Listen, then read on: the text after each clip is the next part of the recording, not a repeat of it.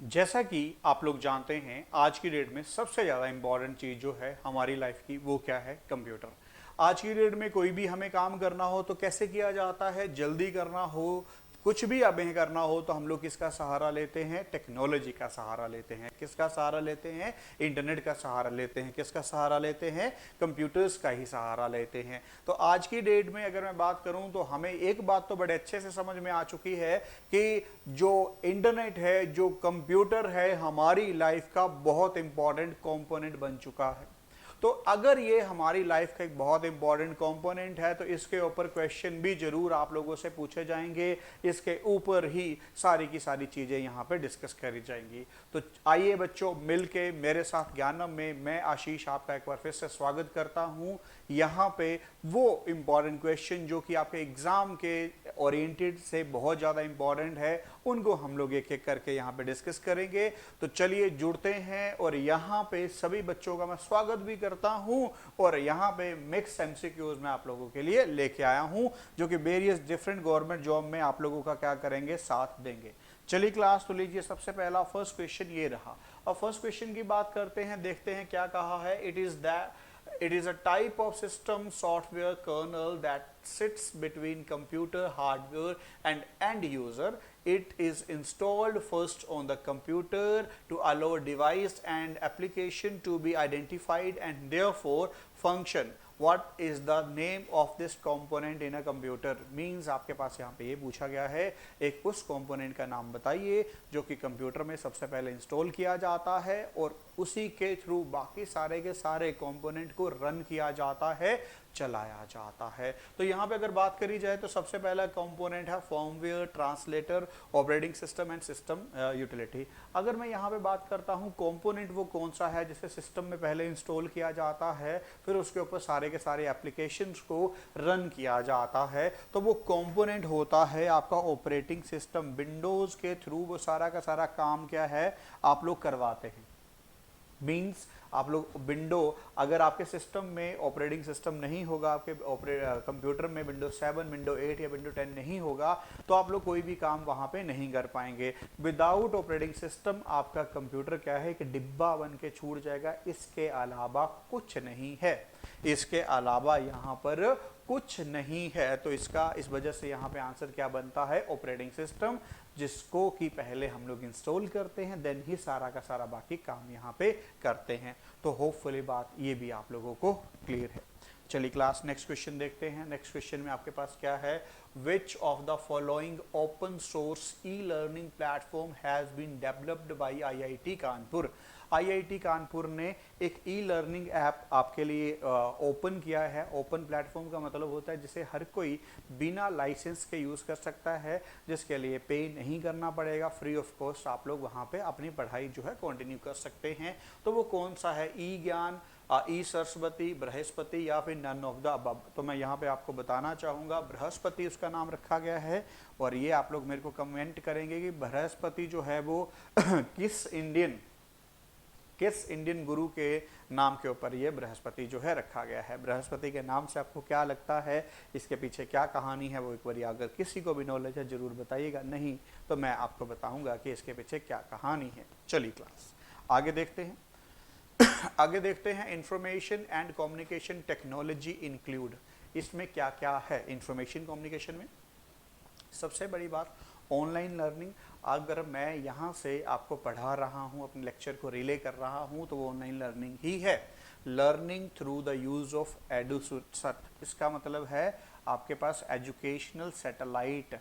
अगर मैं बात कर रहा हूँ, आपके पास इसरो ने एक खुद का सैटेलाइट लॉन्च किया है जिसका मीनिंग है एजुकेशनल सैटेलाइट, जो कि पर्टिकुलर ऑनलाइन स्टडीज़ के लिए ही है।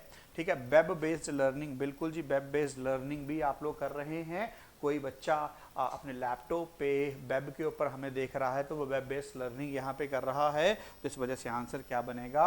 ऑल ऑफ द अबव, सारे के सारे क्या हैं? इंफॉर्मेशन कम्युनिकेशन टेक्नोलॉजी के पार्ट हैं।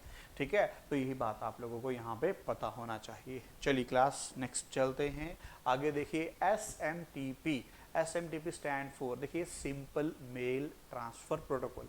ये बार बार आपके पास क्वेश्चन पेपर्स में क्यों देखा जाता है? आज की डेट में कोई भी फॉर्म अगर फिल करते हैं तो सबसे पहले आप लोगों को करना क्या पड़ता है, अपना ईमेल आईडी देना पड़ता है। तो अगर ईमेल आईडी की अगर हम यहाँ पे बात करते हैं, आपका सारा का सारा डेटा जो है वो कहाँ पे आता है, ईमेल में। आपका डेटा कहाँ से, अगर इंटरनेट की दुनिया में हमें आपको आइडेंटिफाई करना तो वो कैसे करेंगे, आपके ईमेल से। तो सिंपल मेल ट्रांसफ़र जो होता है SMTP simple mail transfer protocol के थ्रू ही आइडेंटिफाई किया जाता है। तो यही पूछा है, एक्रोनियम ऑफ या SMTP stand for simple mail transfer protocol. A option जो है इसका बिल्कुल सही आंसर बनेगा। ठीक है जी। नेक्स्ट क्वेश्चन की बात करते हैं। The file extension of MS window sound file is, जब भी आप लोग MS विंडो मतलब नॉर्मल कंप्यूटर की अगर बात करी जाए तो आप लोग फाइल एक्सटेंशन देखते हैं साउंड की, तो वो क्या है, .com, .quote,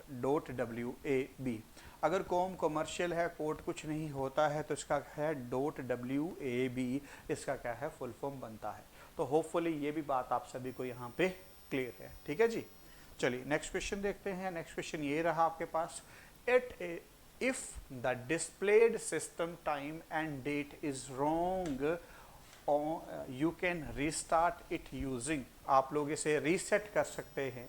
आप लोग इसे रीसेट कर सकते हैं कैसे, राइट करके कैलेंडर में जाके, राइट फाइल या फिर कंट्रोल पैनल में जाके। तो मेरे को लगता है ये क्वेश्चन तो बिल्कुल ही एक आसान था, जो कि हर बच्चे को पता होगा कि कंट्रोल पैनल में जाके अगर हमारे सिस्टम का जो टाइम और कैलेंडर अगर गलत चल रहा है तो वहाँ पे जाके उसे फिक्स किया जा सकता है, सही किया जा सकता है।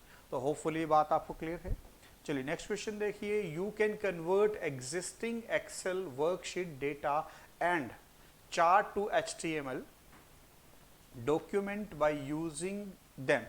सबसे पहला है intranet wizard, import wizard, export wizard या फिर इंटरनेट असिस्टेंट विजार्ड। अगर मैं बात करता हूं तो इसका आंसर है इंट्रानेट विजार्ड, जिसके थ्रू आप किसी भी एग्जिस्टिंग वर्कशीट को आप किसमें कन्वर्ट कर सकते हैं, HTML में। इंटरनेट विजार्ड के जो है इसके थ्रू ये काम किया जाता है।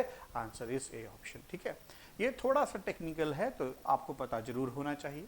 अब देखिए यहाँ पे क्या बोला गया है, dash is not the view of power point. ये पावर पॉइंट में कौन सी चीज़ नहीं आती है, तो सबसे पहले है slide show view, slide shorter view, outline view या नॉर्मल व्यू। आपको पता है स्लाइड शो व्यू तो है तभी तो हम देख पा रहे हैं, स्लाइड शॉर्टर व्यू भी होता है पर आउटलाइन व्यू कुछ नहीं होता है। तो ये आपका यहाँ पे क्या बनेगा, आंसर बनेगा। ये क्या बनेगा, आपका आंसर यहाँ पे बनेगा। तो होपफुली बात ये भी आपको क्लियर है।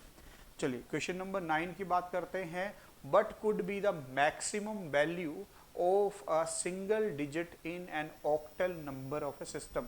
अगर ऑक्टल की बात करी है, इससे पहले एक दो चीजें, बाइनरी आता है, बाइनरी का मतलब होता है 0 1, वैल्यू होता है 2, ऑक्टल 0 2 आपके पास 7, वैल्यू 8, डेसिमल आपके पास 0 2 9 और यहाँ पे वैल्यू आपके पास 10, और आपके पास हेक्साडेसिमल तो आपके पास A to F और 0 to 9 भी लिखा जाता है।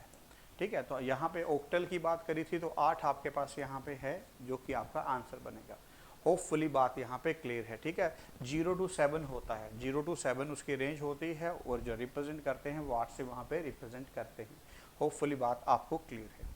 चलिए नेक्स्ट क्वेश्चन की मैं बात करता हूँ, व्हाट इज WPA। अब देखिए आज की डेट में वाईफाई आप लोग हर कोई एक्सेस कर रहा है, यूज़ कर रहा है, उसी के ऊपर ये क्वेश्चन लिया गया है। तो WiFi stand WPA stand for WiFi protected access. ठीक है, तो ए ऑप्शन इसका जो है बिल्कुल सही यहाँ पे आंसर बन जाएगा। होपफुली सभी को यहाँ तक क्लियर है। नेक्स्ट क्वेश्चन की बात करता हूँ, topology that involve token. Token जो है वो किस में आपके पास इन्वॉल्व होते हैं, वो आपको यहाँ पे बताना है। अगर टपोलॉजी की मैं टोकन की बात करता हूँ तो आपके पास जो है डिफरेंट टाइप की क्या होती है, टपोलॉजीज होती है। टपोलॉजी का मतलब होता है रीअरेंजमेंट ऑफ डिवाइसेस।